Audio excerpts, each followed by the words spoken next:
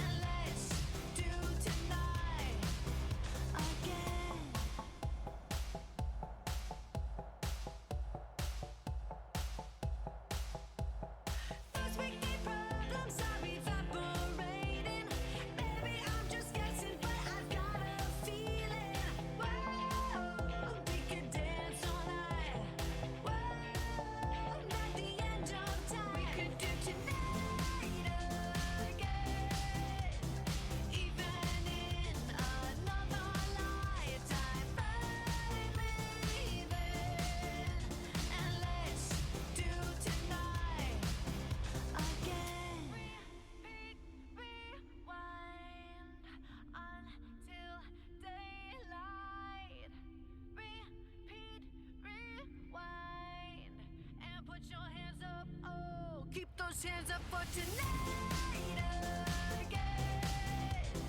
Even in another lifetime, find me there. And let's do tonight again. Even in another lifetime, find me then. And let's do it tonight.